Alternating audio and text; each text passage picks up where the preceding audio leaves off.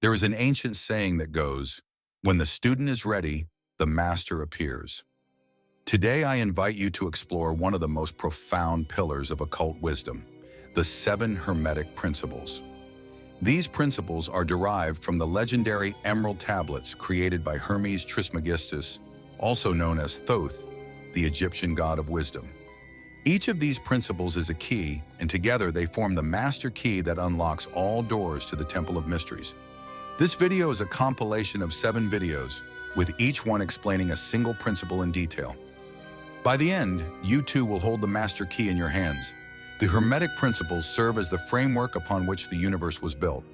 To understand these principles is to understand how the universe operates.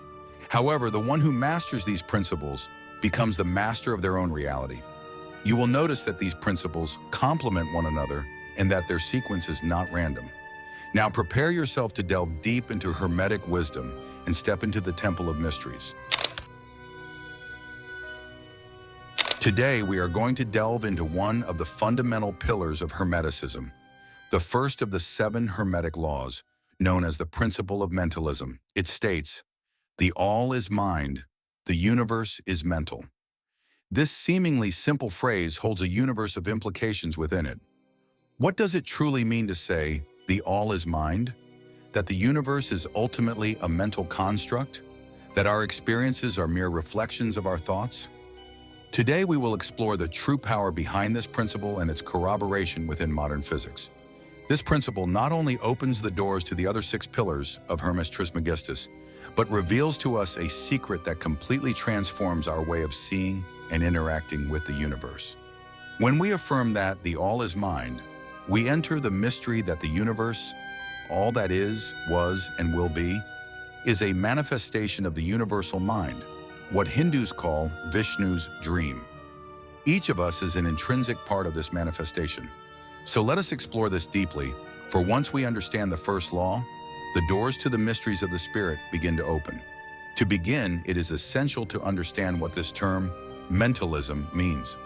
According to the Kybalion, the most well-known book on Hermeticism, mentalism reveals that reality is neither physical nor made of solid, tangible matter, as we might imagine. On the contrary, it is a mental construct, a creation of the universal mind, the all. Imagine that every element you see, touch, and feel is part of a vast mental projection, a vision many associate with the concept of the Matrix. This universe, which appears so concrete to us, is an elaborate construct that emerges from consciousness. The ancient masters of Hermeticism teach us that there is an unbreakable connection between our individual minds and this universal mind. In other words, we are sparks of the mind of the all. When you think, create, and imagine, you are using the power of a mind that is ultimately part of universal consciousness. However, this profound thought raises a question.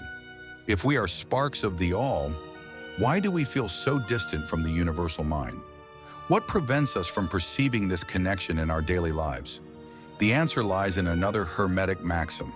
Our human mind, limited by experiences, conditioning, and individual perceptions, is obscured by the illusion of separateness. Various spiritual and philosophical traditions share this idea. Buddha taught that all that we are is the result of what we have thought. Our mind is everything, and this directly echoes the Hermetic principle. Today, science begins to tread a path that reveals the depths of the mind and its influence on reality. Physicist Max Planck, known as the father of quantum physics, stated, "I regard consciousness as fundamental. I regard matter as derivative from consciousness." The principle of mentalism finds a fascinating reflection in the famous double-slit experiment, first conducted by physicist Thomas Young in the early 19th century and revisited with greater depth as quantum science advanced. The experiment is, at first, simple. A particle, such as an electron, is fired at a barrier with 2 slits. On the other side of the barrier, there is a screen to record the impact pattern of the particles. When scientists try to predict the behavior of this particle, something extraordinary happens. If no one observes the electron, it behaves like a wave, passing through both slits simultaneously and creating an interference pattern, like ripples in a pond.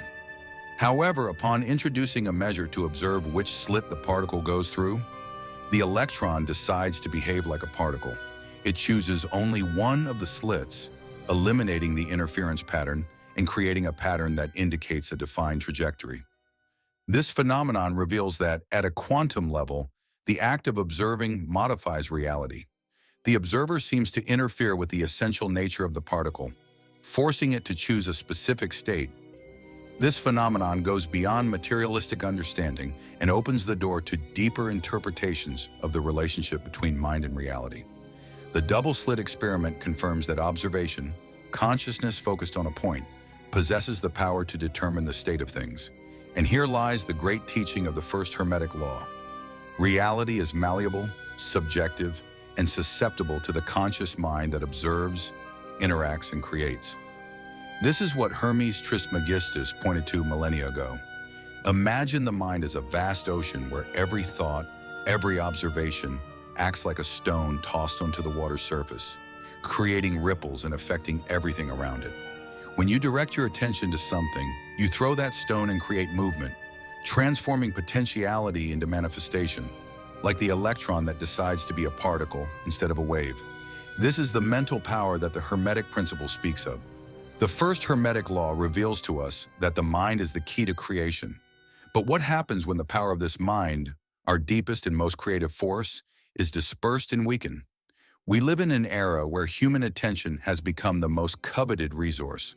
Our energy, once focused on conscious creation, is being manipulated and consumed. And this is no accident. In a world where our ability to create reality depends on the strength of our attention, controlling where that attention is directed becomes a form of power. Modern distractions, social media, constant notifications, advertising, and an endless stream of information act as silent thieves of our mental energy.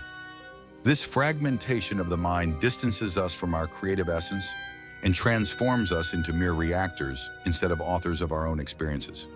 Studies show that an excess of information and constant stimuli alter our ability to concentrate and memorize in a lasting way, impairing our ability to maintain focus over time. The mind loses its sharpness and clarity. It's as if our mental strength is a blade, and daily distractions wear it down, making it less sharp and effective. The average person's attention span is now comparable to that of a betta fish. In Hermetic teachings, attention is seen as a tool for creation. Imagine it as the concentrated light of a magnifying glass. When your attention is focused, you can concentrate all the energy on a single point, intensifying and manifesting what you desire.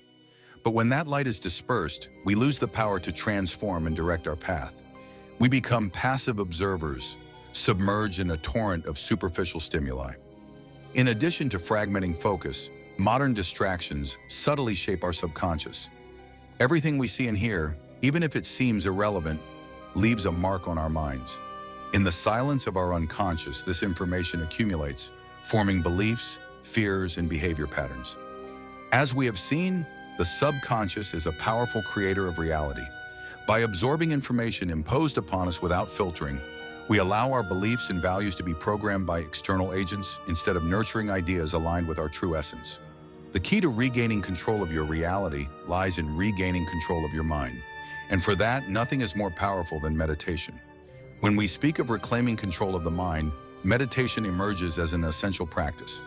The first Hermetic law teaches us that the mind is the matrix from which all is created.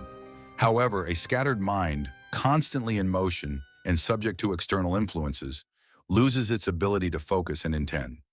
To meditate, then, is to gather attention and direct it like a lens, focusing light on a single point until it becomes capable of igniting fire.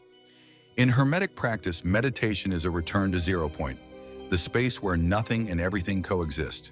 This state is the gateway to accessing our creative power, for only in stillness and full presence does the mind find the balance to become a true tool for conscious creation.